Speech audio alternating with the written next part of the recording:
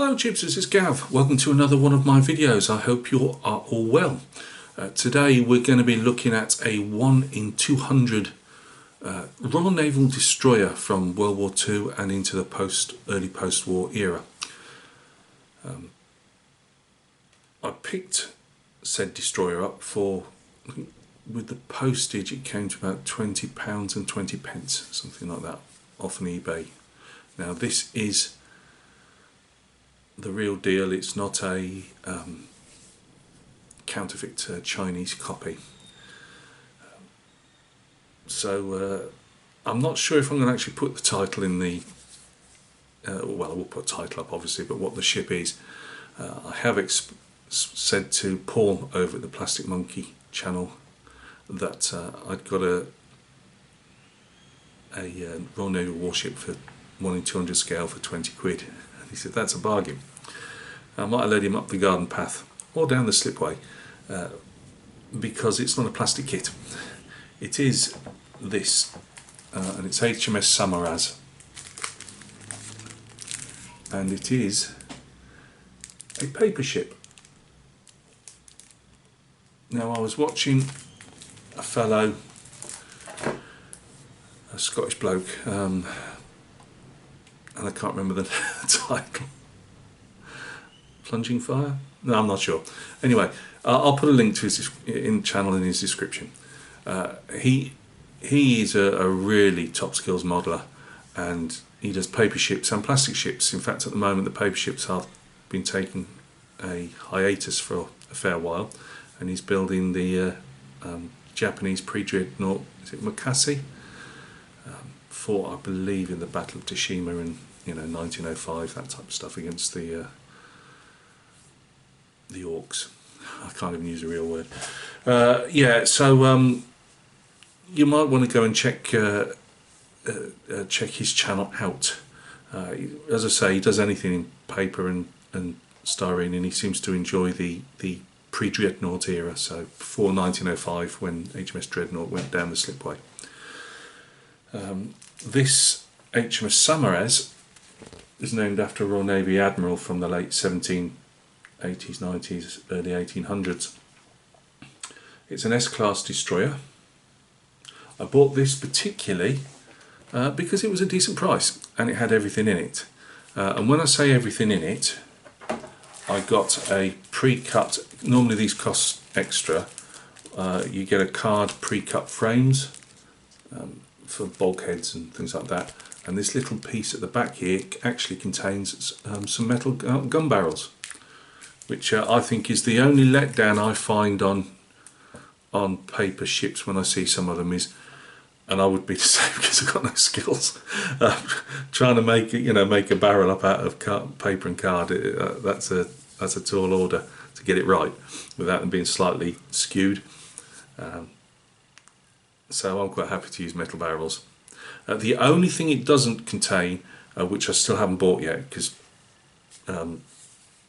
getting ill and stuff, I went down with the man flu or bug, whatever's going around the UK at the moment.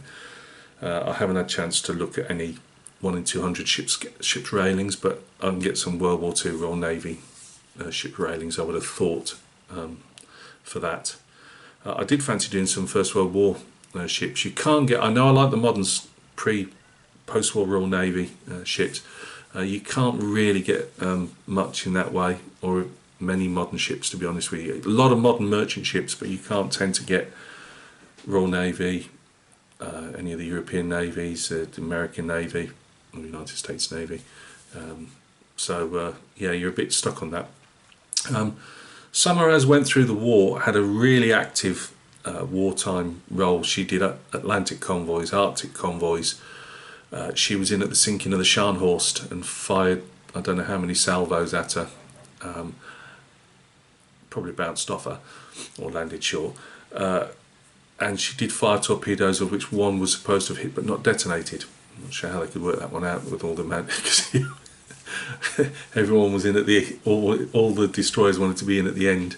And as for the Polish destroyer, it's continuously flashing to the we are Poles, and literally going in, bam, bam, bam, getting in the way of everyone else, just obviously because of the rage inside them.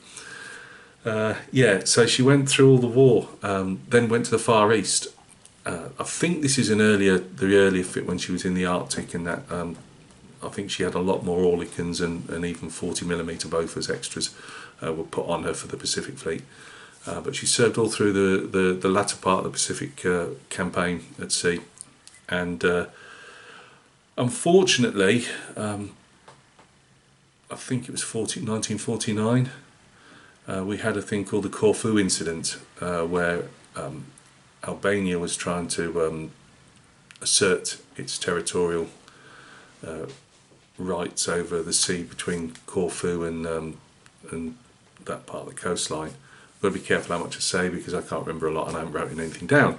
It's a bit like if you think the Chinese reefs that they're claiming sovereignty over, and bumping heads with the rest of us. Unfortunately, they went a step farther. I don't believe the Albanian government has ever admitted, not obviously present day anyway, but this was under the dictators then, of the communist dictators and that. But I believe they used German mines, and that area was swept regularly, and it had been swept regularly before our destroyers went through, flying the flag. Again, a bit like what's going on in the South China Sea. And unfortunately, Samuarz struck a mine in her bows and literally blew all the way back to the first gun mount, which I can never remember, was it A gun or B gun, I'm not sure. Literally blew the whole thing off square, killed a fair amount of crew on board and wounded a lot more. In the traditions of the Royal Navy, HMS Volage, another destroyer, came in bow first to tow her out the minefield, obviously not wanting to move too far around, and she lost her bows as well, and a lot of crew members. And it's one of those incidents that faded into consciousness, really. More's known about, say, HMS Amethyst and her getting trapped in the Yangtze River than is known about that incident. But if you get the chance, look up the Corfu incident. A lot of guys lost their lives from, again, somebody else wanting to go turn to violence before you exhausting any other means. Anyway, that's what happened. Unfortunately, Samuarz was then scrapped in the farewell to arms, as it was after the war. They weren't going to throw the money at rebuilding her bows. If it had been World War II, she'd have probably been rebuilt, but no chances after the war. So that's a bit of history on Samuarz. I'm sorry it's not all wrote down. You'll have to go and read up yourselves if you want to know more. As I say, I saw this guy's channel. I know Jeff Donahue knows of it because I've seen his comments down on the guy's channel. And I've got to say, I've always poo-pooed paper ships. Basically, because I just didn't think, they're not going to look right. They're not going to. I quite often see the holes going in and out and all over the place. And I saw this guy doing his, and I thought, you know what? I'd really like to give it a go. It gives someone like me. I ain't got a load of money, and I can't go afford. I've got the space even for this one.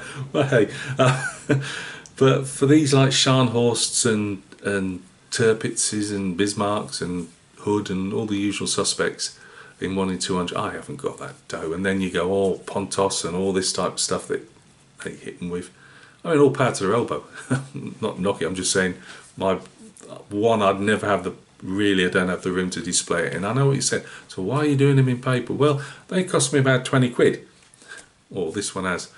I think they go up to, some of the larger ones will probably go up to around the 30 quid mark, something like that. And you've got to allow, if you're going to put brass on them and stuff, because you can put brass on these as much as you can anything else. They come pre-painted, printed, if that makes sense. I will advise you, please get them from a reputable seller. This guy on eBay is a reputable seller, but there's a lot, as usual, if anything be copied in China, they will do it. And they are doing it with these because they literally just have to put them through a scanner, don't they, and print them. And yes, you can get them cheaper, but as usual, all they're doing is knocking everybody out the market, and then there'll be nothing because they don't want to do anything themselves. They just want to rip somebody else off and make easy money. Anyway, get off your soapbox, Gav. Come down to the bench with me. Let's take a look at what a paper ship looks like. Right, thanks for joining me at the bench. I'm just holding this up slightly so the glare of the light doesn't go on it. Yeah, so when the mine hit, or she hit the mine, she lost more or less up to this breakwater here, or just after it. Literally blew the whole bow off the destroyer. This is in Polish, by the way. The seller did say, and he said that in the blurb, his advertising blurb, he was happy to, whether he's a Pole living in the UK, I don't know, but he's happy to translate. But we've all got translator on phones and stuff, so I didn't think it was particularly irksome. I will say a lot of these are actually in bilingual. This one just doesn't happen to be. Whether it's just sold deep, mainly for, for the interior Polish market, I've got no idea.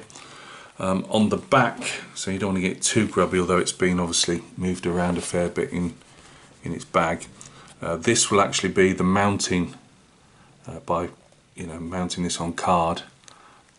It gives you a nice little cradle for it to go on. So just so you can see that. Right, let's have a look. Again, I'm sure you can Google Translate that.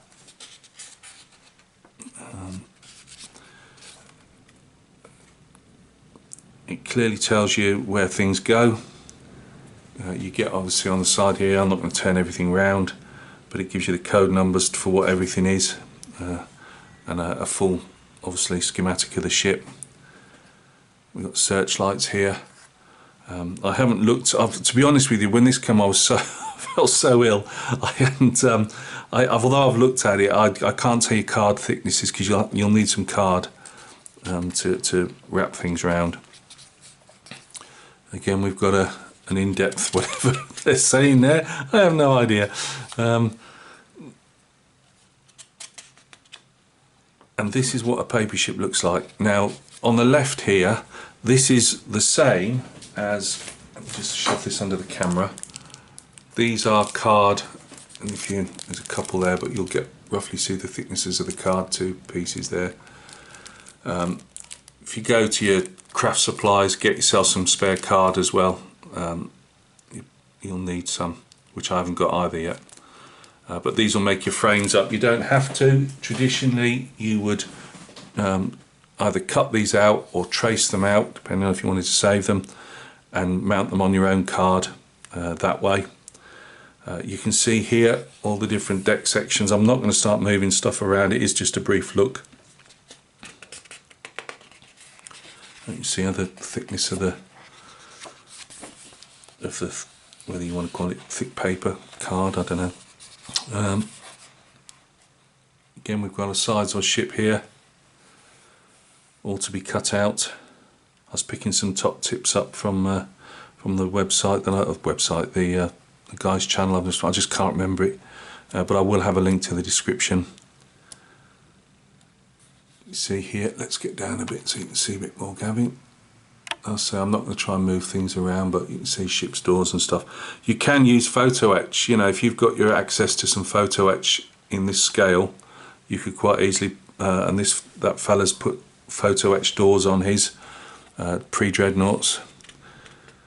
He drills his, are they portholes or scuppers? I can't remember what they call them now. And he actually includes the wriggle, like the eyebrow that goes on top of the scupper. He drills his out and puts a bit of film behind them. I think on this one I'm probably going to leave it as is. As I say, I don't know much about the subject. We've obviously got our hull plates here, more bridge sections, all the different girders that go under the bridge sections and that.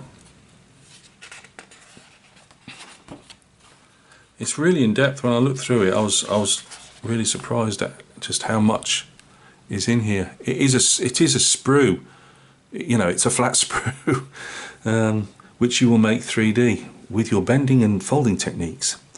These squares here, you can't see them all, there's 3 at different sizes. That's spare in case you don't get the joins right. He suggests using a particular like watercolour pen, like a felt tip, but for watercolouring, I believe, which I thought was a really good idea. And it saves you having like the white edges, which I have seen on some people's builds. So obviously I've been quite interested. I love my ships, and this gives me a chance to build a large scale ship, but without paying large scale prices, and still have the enjoyment.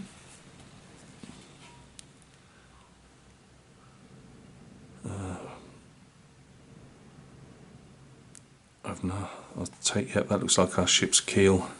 What I'm going to do with mine is I'm thinking of blocking it in with blue foam to give a solid something for the paper to go over. This is the twin 40mm mount. It's got like a gyroscope on it. I don't think it was particularly successful because I was listening to a guy who'd scratch built one. That's the whole ship, not Samuarz, but he got one of these pieces and he was giving some info on it, and he said like the ratings weren't up to keeping it, the computing side of it, get it in quick enough, so it quite often wouldn't be as effective as it could have been, and you get brass barrels for that. Again, it would appear you've got it's in amongst more sections of the framing.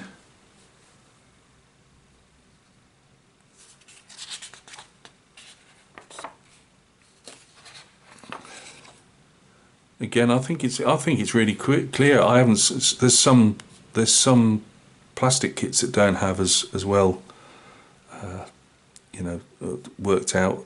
I mean, here it seems since I can know Semtex, so because I had Semtex anti-slip surfaces. Again, how to build your whaling boats up the dinghy on the captain's launch, gun director tower. I mean, I'm bound to stuff all this up. I've never done anything like this before. And again, a whole load more in Polish.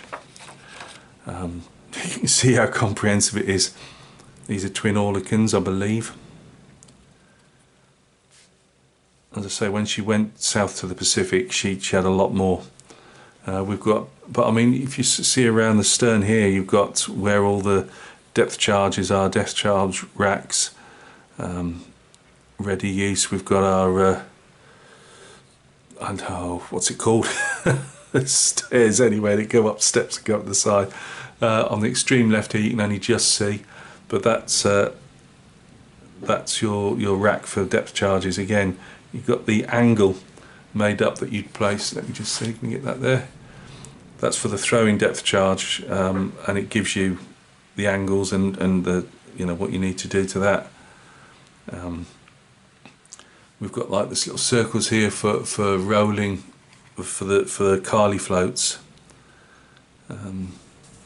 Here we've got all the rigging required. I probably might well get me some brass rod because I can see this being a long-term project. I think I'd struggle to knock this out really quick, and I don't particularly want to. You've got all the ship's ladders there, which you'll have to make yourself out of wire.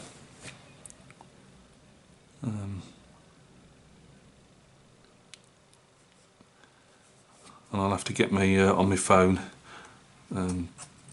I use Google. It's not one thing. It's Google Translate or what on my phone because I collect Japanese postage stamps, and I use that to obviously look at translate what's on those, and I'll do the same with this. But I'll have to finally make some notes for a change over what's what. We have a built version.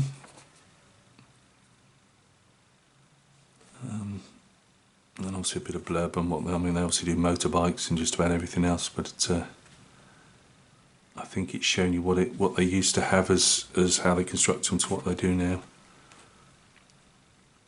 I say, I know it's not going to be for everyone. Let's just see if I can get down a bit closer to the built section. I'll bring it up a bit.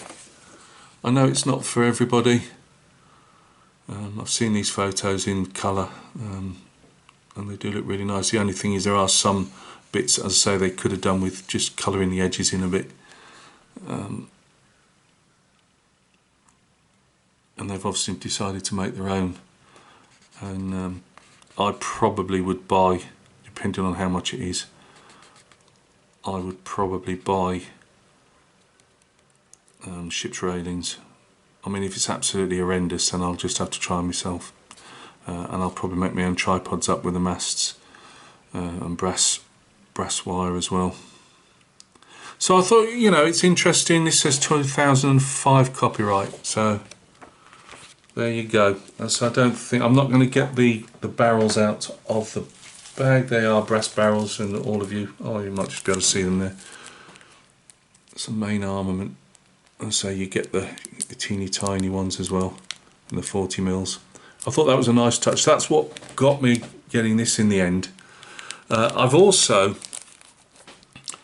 you can get these in 350, by the way. Not necessarily, I don't know about Samuarz, but you can get they often they're mainly Polish and German companies that do these, but you can get them in 350 scale. I just think, for the stowage that you need, as in, you don't need boxes and boxes of these piled up to the, you know, they're not massively expensive. Don't get me wrong, you start throwing brass railings, brass this, brass that, you know, I was lucky I could pick this up for 20 quid. I've seen this ship at the same price without this and without these. I was just lucky that for whatever reason this has been sold as all together. But yeah, put one in 200 paper ships in, see if there's anything that floats your boat. So thank you very much for stopping by and taking a look. Hope all's well with you. Coming up, I finally almost finished me epic scale war elephants. The Oiram bust, or the arms are on and they haven't fallen off overnight, thank goodness.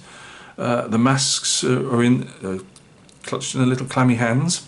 I've just got to do a couple of touch-ups around the mast area that I've seen that I need to do, and get her on the plinth, and then hopefully sometime the weekend or next week there'll be a show and tell of her. I've still got the Waffen SS figure, which I am going to be doing straight after this video, working on the base on him. It's just a rubbishy little base really, but he'll be up for show and tell roughly around the same time. Halmore bust, I need to get that on a plinth. So the problem is I'm really low on plinths, and some busts are better on certain types of plinths, and it's all money, you know what it's like. So yeah, it depends what I've got I've got also 54mm resin Napoleonic figure which I painted. He's done, he's waiting for a base, but because it's an odd shape I've got to find an odd shaped base for it, a plinth for it to go on. So I've got actually, there will be a glut of figures particularly being suddenly coming on up for show, just because I've finally got plinths and things for them. I haven't done any modelling just because this, whatever we picked up has just not, I think it's just losing Archie as well. We're absolutely flat, to be honest with you. It's really knocked us for six between losing Archie and then getting this literally a few days later. I've not really, obviously I've been doing everything on that Oiram bust and that, but I've just not felt like sanding and gluing for a while. So thanks for stopping by and taking a look. I can't say I'd encourage you to get a paper ship because I've not built one yet. I could be pulling what's left of my hair out. I probably will be. But there is such a variety of ships. And they do planes, tanks, and all the rest of it. I don't know if I'd do a plane or a tank. I just happen to be, you know me, I'm really interested in ships. And I mean, you can see just this half a bow here. I mean, just how big that is for me. I just don't get a chance to build ships this size. But there's such a variety, that especially like the Great War and the pre-dreadnoughts, that you just can't get in plastic form. So yeah, you really might want to decide to go out and just have a look. There might be something there for you. As I say, you can be into Titanic, you can be into fishing trawlers, merchant ships of all types. What I had planned to do at some stage, although I don't know if I'd do it on this scale because it might well be a bit too big for me, but I'm planning to use these, not necessarily this thicker cutout card, but the paper inside as a form, and I've seen other people do it, literally scratch build the same ship, but instead of using card, using plastic. Like I've always said, I never have any plans to work off. Well, if you get yourself, say, a 1 in 350 scale HMS Exeter that fought against the Graf Spee in the Battle of the River Plate, it's just coming to my mind. You could well do that, or you could do a merchant ship, or yeah, just something to think about. So thank you very much for stopping by and taking a look. Thanks for continued interest in the channel, it's really appreciated. As I say, I'm really sorry I can't remember the guy's name for his channel, but it will be in the description, because it's weird. Again, with my busted head, I can form it in my head, but I can't get it to come out of my mouth. Oh well. But please think again, checking him and giving him a sub, because he does some really top-notch work, and he deserves a lot more than he's got. So thanks a lot. Look after yourselves, and there'll be a video of whatever those many things coming up.